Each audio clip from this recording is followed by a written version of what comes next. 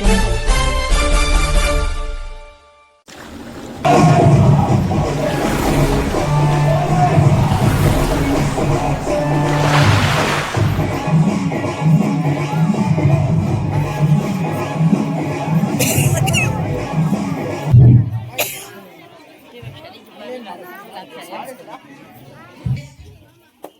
ಆಯ್ತು ಅಂತಂದ್ರೆ ಸದಮಂದ ಮೇಡಮ್ ಅವರು ಸ್ವಲ್ಪ ಬೇರೆ ಕಾರ್ಯಕ್ರಮ ಇತ್ತು, ತಡವಾಗಿ ಬಂದ್ರು. ಸೊ ಅದಕ್ಕಾಗಿ ಕಾರ್ಯಕ್ರಮ ಲೇಟ್ ಆಯ್ತು.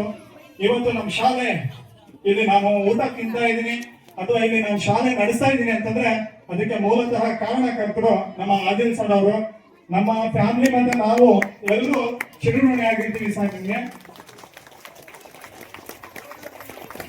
ನಮ್ಮ ತಾಲೂಕಿನ ಕ್ಯಾಂಪ್ ಸೆಕ್ರೆಟರಿ ಆಗಿರ್ತಕ್ಕಂಥ ಆದಿಲ್ ಸರ್ ಅವರು ಬೇರೆ ಬೇರೆ ಕಾರ್ಯಕ್ರಮಗಳಿತ್ತು, ಅಲ್ಲೂ ಸಹ ಹೋಗಿ ಅಟೆಂಡ್ ಮಾಡಿಕೊಂಡು ಕೊನೆಗೆ ನಮ್ಮ ಕಾರ್ಯಕ್ರಮಕ್ಕೆ ಬಂದಿರ್ತಾರೆ.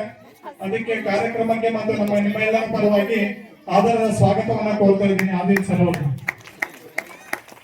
ಅದೇ ರೀತಿಯಾಗಿ ಸರ್ಕಾರಿ ಟೀಚರ್ ಆಗಿರ್ತಕ್ಕಂತಹ ಮೇಡಮ್ ಅವರು ಸಹ ಈ ಕಾರ್ಯಕ್ರಮಕ್ಕೆ ಬಂದಿರ್ತಾರೆ, ಅವ್ರಿಗೂ ಸ್ವಾಗತವನ್ನ ಕೋರ್ತಾ ಇದ್ದೀನಿ. Thank you sir, thank you madam. Memorial international school ಅಂತ ಏನು ಹೋದ ವರ್ಷ ಸ್ಟಾರ್ಟ್ ಆಗಿದೆ, ಈ ವರ್ಷ ಅದ್ಧೂರಿಯಾಗಿ ಅದ್ಭುತವಾದ ಈ ಒಂದು ಕಾರ್ಯಕ್ರಮ ಕೊಡ್ತಾ ಇರೋದು ನೋಡಿದ್ರೆ ಈ ಶಾಲೆಗೆ ಫ್ಯೂಚರ್ ಇದೆ ಅಂತ ಕಾಣಿಸ್ತಾ ಇದೆ. ಈಗ ನಾನು ಮಾತಾಡೋದು ಎಲ್ಲರೂ ಕೇಳಿಸ್ಕೊಳ್ತಾ ಇದ್ದೀರಾ? ಇಬ್ರು ಮಾತ್ರ ಕೇಳಿಸ್ಕೊಳ್ತಾ ಇದಾರೆ. ನಿಮ್ಗೆ ಸಪರೇಟ್ ಬಂದು ಇಲ್ಲಿ ಬಂದ್ರೆ ನಿಮ್ಗೆ ಹೇಳ್ಬಿಡ್ತೀನಿ, ಬೇರೆಯವ್ರು ಎಲ್ಲರೂ ಇಲ್ಲೇ ಕೂತ್ಕೊಳ್ಳಿ, ಸುಮ್ನೆ ಇಬ್ರಿಗೆ ಮಾತ್ರ ಇಲ್ಲಿ ಹೇಳ್ಬಿಡೋಣ.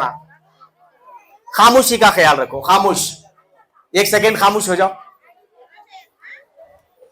ಏನ್ ಮಾಡ್ತಾ ಇದ್ದಾರೆ, ಉರ್ದುಗೂ ಅರ್ಥ ಆಗೋರು ಕನ್ನಡಗೆ ಗಮನ ಕೊಡ್ತಾ ಇಲ್ಲ. ಅವಾಗ ನಾನು ಸುಮ್ನೆ ಅರ್ಧ ಗಂಟೆ ಮಾತಾಡಿದ್ರೆ ಕೂಡ ಏನ್ ಪ್ರಯೋಜನ ಇಲ್ಲ, ಇದು ನಿಮ್ ಕಿವಿಗೆ ಹೋಗ್ತಾ ಇಲ್ಲ. ಹಾಗಾಗಿ ನಾನು ಎರಡು ಭಾಷೆಯನ್ನು ಕೂಡ ಮಾತಾಡಕ್ ಇಷ್ಟಪಡ್ತೀನಿ. मेहरबानी करो, तुम्हारे बच्चों का प्रोग्राम देखने आई, प्रोग्राम बड़ा अच्छा चल रहा है. बच्चे छोटे छोटे बच्चे आ रही, परफॉर्मेंस कर रही. ये देखने के बाद मालूम हो रहा है कि स्कूल के टीचर्स ये बच्चों के पीछे बहुत मेहनत कर को हैं. मेरी एक बात है, स्कूल चलाना उतना आसान नहीं, लेकिन स्कूल चलाना पड़ता है. एक बार हमें स्कूल की फील्ड में उतर गए तो हमें पीछे नहीं हटना. ये एक शर्त से ले को स्कूल्स वाले, खासकर प्राइवेट स्कूल वाले स्कूल चलाती, लेकिन स्कूल चलाने के वास्ते हमारे जो पेरेंट्स बैठी, ये पेरेंट्स का हमना एक फुल सपोर्ट होना. मेरी भी एक स्कूल है, मुलबागल टाउन में है, नोबल बोल को, शायद तुम्हारे में से चंद लोगों को मालूम है. तकरीबन 25 साल से चला रहा हूं स्कूल में भी. स्कूल चलाना आसान तो नहीं, लेकिन अच्छा लगता है. हम ना जान को ये खुशी हो चे कि हमें बच्चों को इल्म देती, छोटे बच्चों को. जैसे तुम्हें आप जमे एलकेजी में तुम्हारे बच्चे जमने के बाद आज आपको यहाँ परफॉर्मेंस करती, तुम्हें देखती, चंद राइम्स, चंद डांस, चंद ड्रामा, इस तरह से जो भी स्टेज पर प्रोग्राम करती, देखने के बाद हमारे पेरेंट्स को आज खुशी हो जाए. तुम्हें पूरा आज बहुत खुश होती कि तुम्हारे बच्चे स्टेज को आपको एक प्रोग्राम करें. लेकिन मुझे नहीं मालूम हमारी मैनेजमेंट ये प्रोग्राम ऑर्गेनाइज करने में तुम्हारे से कितने वक्त कांटेक्ट कर को है. शायद मैं समझता हूँ पेरेंट्स अच्छा कोऑपरेट करे रहेगा. ಎಲ್ಲರೂ ಕೋಆಪರೇಟ್ ಮಾಡಿದ್ದಾರೆ, ಚೆನ್ನಾಗಿ ಮಾಡಿದ್ದಾರೆ. ಕೆಲವು ಟೈಮಲ್ಲಿ ಏನಾಗತ್ತೆ, ನಾವು ಶಾಲೆಯವರು ಏನೇ ಒಂದು ಕಾರ್ಯಕ್ರಮ ಆಯೋಜನೆ ಮಾಡಕ್ ಹೋದ್ರೆ ನಮ್ಗೆ ಪೋಷಕರ ಕೈಯಿಂದ ಸಹಾಯ ಸಿಗಲ್ಲ, ಸಹಕಾರ ಸಿಗಲ್ಲ. ಏನ್ ಹೇಳ್ತಾರೆ, ಸರ್ ಬೇಡ ಸರ್, ಈ ತರ ಒಂದು ಡ್ಯಾನ್ಸ್ ಇಟ್ಕೊಂಡಿದೀವಿ ಅಂದ್ರೆ ಒಂದು ಸ್ಕೂಲ್ ಡೇ ಇಟ್ಕೊಂಡಿದೀವಿ, ನಿಮ್ ಮಕ್ಕಳಿಗೂ ಸೇರಿಸಿ ಅಂದ್ರೆ ಬೇಡ ಸರ್.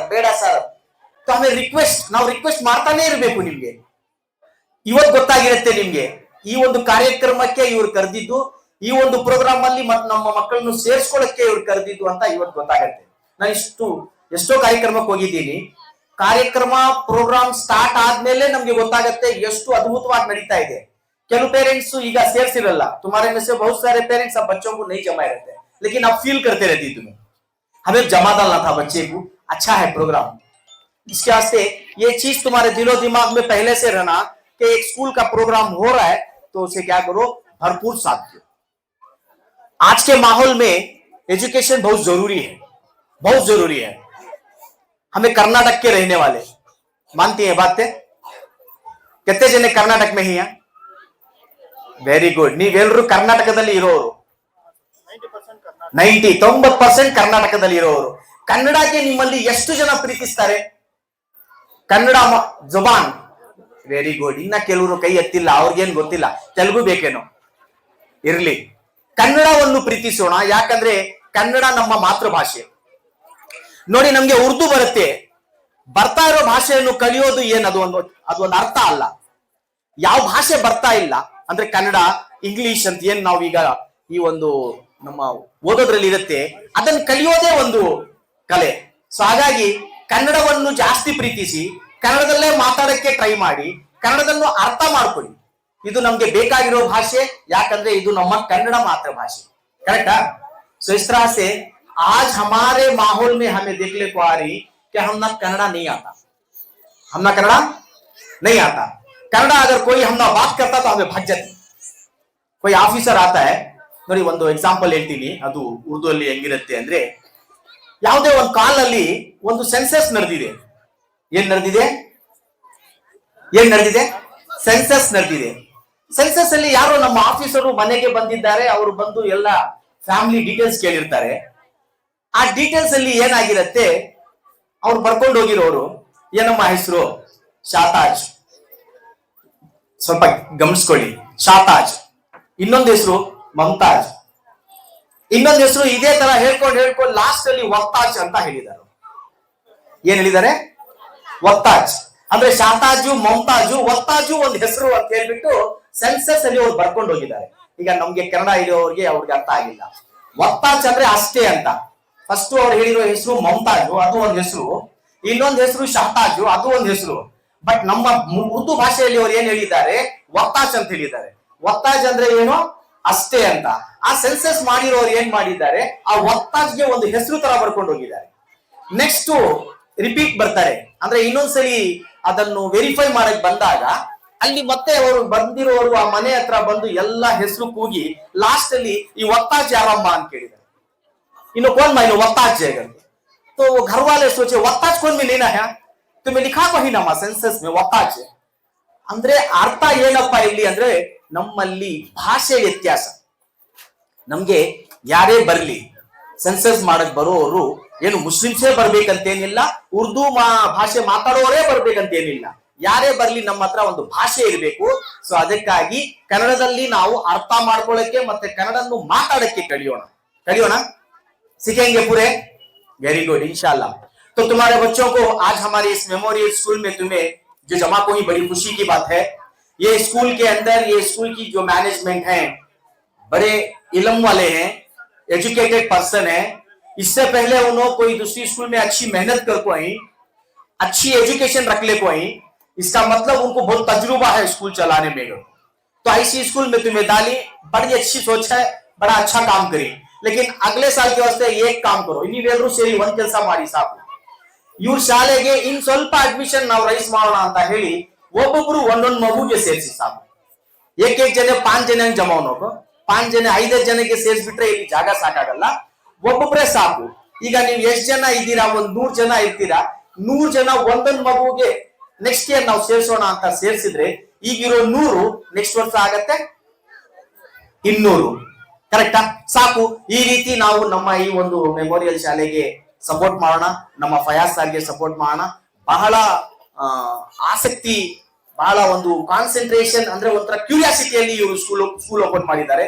ನಾನು ಈ ಊರಲ್ಲಿ ಇರೋನು, ಇಲ್ಲಿ ನಾನು ಕೆಲಸ ಮಾಡಿರೋನು, ಇಲ್ಲಿರೋ ನಾವು ನಮ್ಮ ಜನರಿಗೆ ಒಂದು ಒಳ್ಳೆ ವಿದ್ಯಾಭ್ಯಾಸ ಕೊಡೋಣ ಅಂತ ಒಂದು ಆಸೆ ಇಟ್ಕೊಂಡು ಅವರು ಸ್ಕೂಲ್ ಓಪನ್ ಮಾಡಿದ್ದಾರೆ. ಈ ರೀತಿ ಅವರು ಇನ್ನು ಸುಮಾರು ಪ್ರೋಗ್ರಾಮ್ ಮಾಡ್ತಾರೆ. ಮೊನ್ನೆ ನಾನು ಬಂದಿದ್ದೆ, ಸೈನ್ಸ್ ಎಕ್ಸಿಬಿಷನ್ ಮತ್ತೆ ಸೇಲ್ಸ್ ಡೇ ಇಟ್ಕೊಂಡಿದ್ರು, ಅದು ಕೂಡ ಬಹಳ ಚೆನ್ನಾಗಿತ್ತು. ಈಗ ಸ್ಕೂಲ್ ಡೇ ಮಾಡ್ತಾ ಇದ್ದಾರೆ. ಈ ರೀತಿ ಏನೇ ಕಾರ್ಯಕ್ರಮ ಅವ್ರು ಮಾಡ್ಲಿ, ಅವ್ರಿಗೆ ಸಹಕಾರ ಕೊಡಿ, ಸಪೋರ್ಟ್ ಮಾಡಿ. ನೀವಿದ್ರೇನೆ ಶಾಲೆ, ನಿಮ್ ಮಕ್ಕಳು ಬಂದ್ರೇನೆ ಪ್ರೋಗ್ರಾಮ್. ಇದು ಅರ್ಥ ಮಾಡ್ಕೊಳ್ಳಿ. ನಾವಿಲ್ಲ ಅಂದ್ರೆ ಸ್ಕೂಲ್ ಇಲ್ಲ, ನಮ್ಮ ಮಕ್ಕಳಿಲ್ಲ ಅಂದ್ರೆ ಅಲ್ಲಿ ಪ್ರೋಗ್ರಾಮ್ ನಡೆಯಲ್ಲ. ಸೊ ಹಾಗಾಗಿ ಈಗ ನೀವು ಎಲ್ರು ನಮ್ಮ ಈ ಮೆಮೋರಿಯಲ್ ಶಾಲೆಗೆ ಒಂದು ಫ್ಯಾಮಿಲಿ ಆಗಿದ್ದೀರಾ. ಒಂದು ಫ್ಯಾಮಿಲಿಯಲ್ಲಿ ನಾವ್ ಏನ್ ಮಾಡ್ತೀವಿ ಅಂದ್ರೆ ಎಲ್ರು ಸೇರಿ ಒಗ್ಗಟ್ಟಾಗಿ ನಾವು ಹೋಗ್ತೀವಲ್ಲ, ಅದೇ ತರ ಈ ಶಾಲೆಯಲ್ಲಿ ನಾವು ಎಲ್ರು ಸೇರಿ ಒಗ್ಗಟ್ಟಾಗಿ ಹೋಗೋಣ ಅಂತ ಹೇಳ್ತಾ ಎರಡು ಮಾತನ್ನು ಮಾತಾಡಕ್ಕೆ ನನಗೆ ಅವಕಾಶ ಮಾಡಿಕೊಟ್ಟಿದ್ದು ಈ ಶಾಲೆಯ ಆಡಳಿತ ಮಂಡಳಿಯವರಿಗೆ ಧನ್ಯವಾದಗಳನ್ನು ಹೇಳ್ತಾ ಈ ವೇದಿಕೆ ಮೇಲೆ ಕೂತಿರುವ ಎಲ್ರಿಗೂ ಧನ್ಯವಾದಗಳು. Thank you.